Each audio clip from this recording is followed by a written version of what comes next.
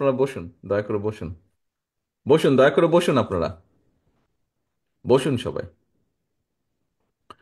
ধন্যবাদ। স্নেহের ছোট ভাই পার্থ। বিসমিল্লাহির রহমানির রহিম।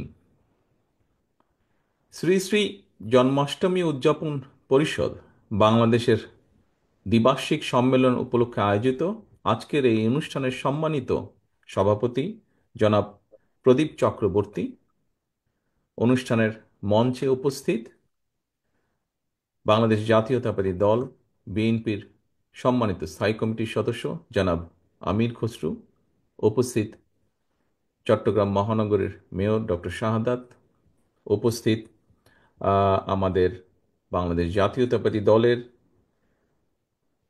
সহ সাংগঠনিক সম্পাদক এবং সাংগঠনিক সম্পাদক জনাব শামীম, জনাব হেলাল সহ উপস্থিত শামীম হেলাল সহ উপস্থিত নেতৃবৃন্দ এবং আমার সামনে উপস্থিত সম্মানিত আমন্ত্রিত অতিথিবৃন্দ, আসসালামু আলাইকুম।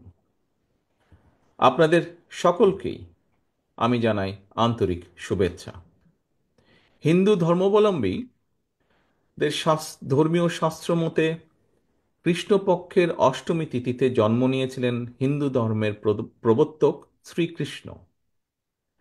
হিন্দু ধর্মের অবতার শ্রীকৃষ্ণ প্রায় 5,500 বছর আগে মথুরায় এমন এক সময় জন্মগ্রহণ করেন যখন মথুরার ক্ষমতায় ছিল অত্যাচারী নিষ্ঠুর শাসক কংস।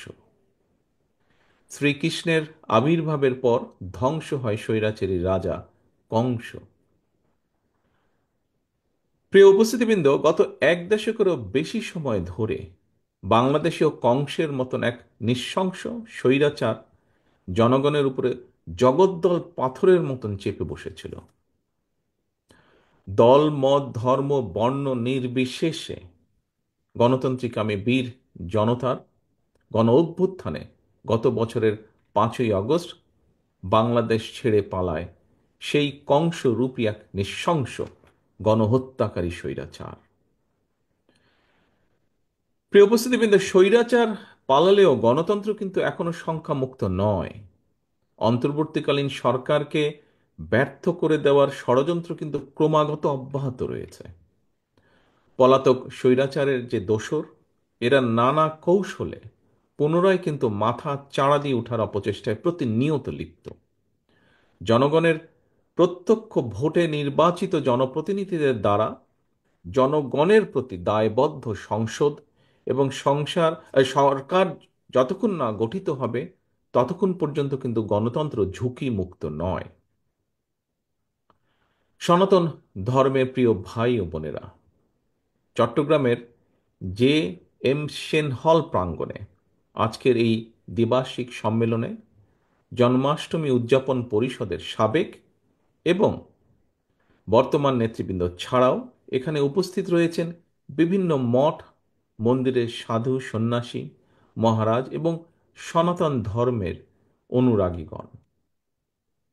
এই অনুষ্ঠানে আপনারা আমাকে যে আমন্ত্রণপত্র দিয়েছেন সেখানে 15 লাইনের যে আমন্ত্রণপত্র, এই আমন্ত্রণপত্রে আপনাদের উল্লিখিত দুটো লাইন আমি আপনাদের মাধ্যমে বাংলাদেশের সনাতন ধর্মের অনুসারীদের উদ্দেশ্যে কয়েকটি কথা বলতে চাই।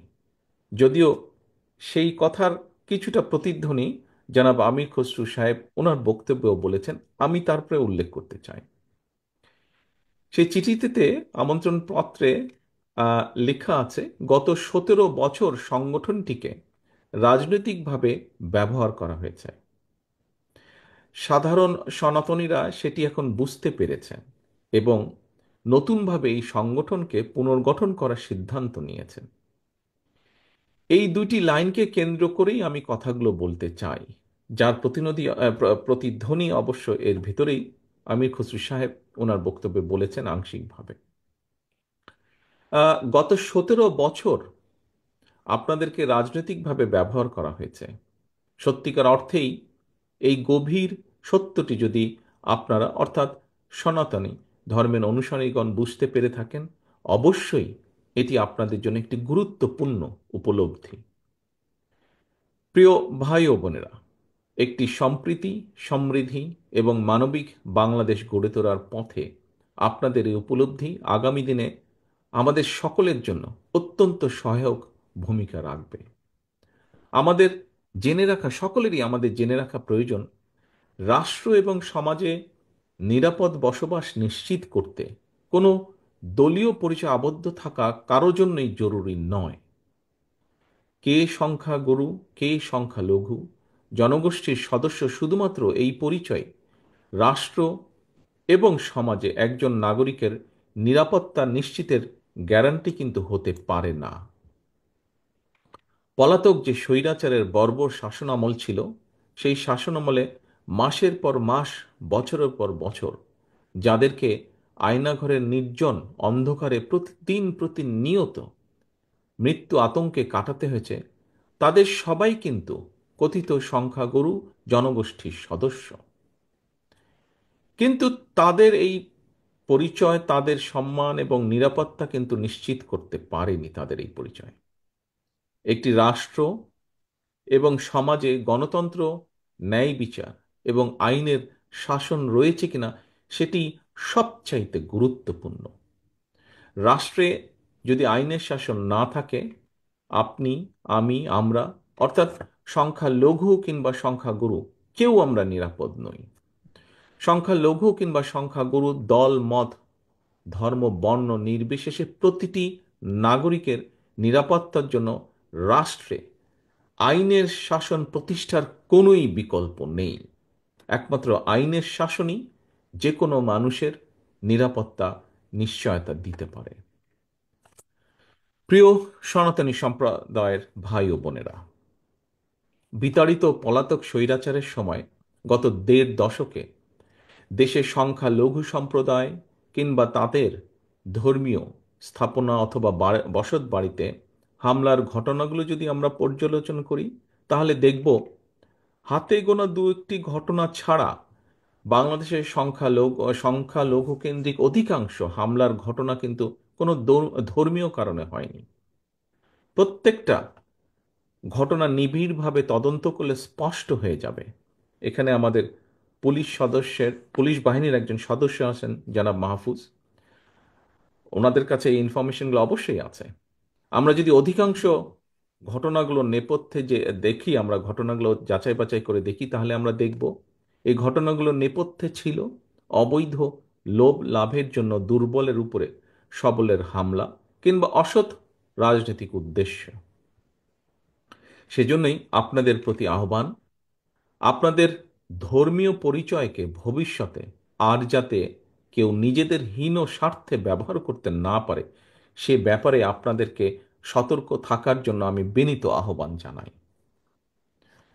সংখ্যা লঘু কিংবা সংখ্যাগুরু, এটি কোনো একটি দেশের জনসংখ্যার চরিত্র বৈশিষ্ট্য নির্ণয়ের জন্য কেবল একটি শব্দ মাত্র, এর চেয়ে বেশি কিছু নয়। এই বাংলাদেশে ধর্ম বর্ণ নির্বিশেষে, বাঙালি অবাঙালি, বিশ্বাসী অবিশ্বাসী কিংবা সংশয়বাদী, বাংলাদেশের প্রতিটি নাগরিকের একমাত্র গর্বিত পরিচয়, আমরা বাংলাদেশী।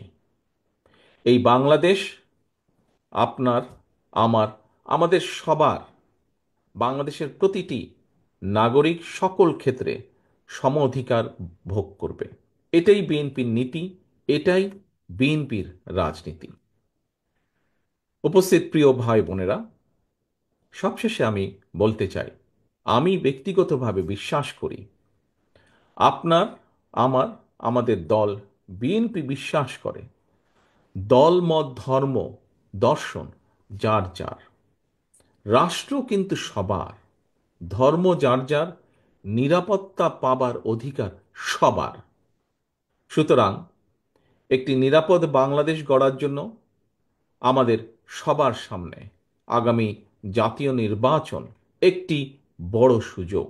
আমি আবারও বলছি, একটি নিরাপদ বাংলাদেশ গড়ার জন্য আমাদের সবার সামনে আগামী জাতীয় নির্বাচন একটি বিরাট বড় সুযোগ। এই সুযোগকে কাজে লাগিয়ে ধর্ম বর্ণ নির্বিশেষে সকলের জন্য একটি নিরাপদ গণতান্ত্রিক দেশ গড়ার জন্য বিএনপি আপনাদের সমর্থন এবং সহযোগিতা চায়। পরিশেষে আবারও আপনাদের দ্বিবার্ষিক সম্মেলনের সাফল্য কামনা করে আমার বক্তব্য শেষ করছি। আপনাদের সকলকে আন্তরিক ধন্যবাদ। আল্লাহ হাফেজ। বাংলাদেশ জিন্দাবাদ। বাংলাদেশ জাতীয়তাবাদী দল জিন্দাবাদ।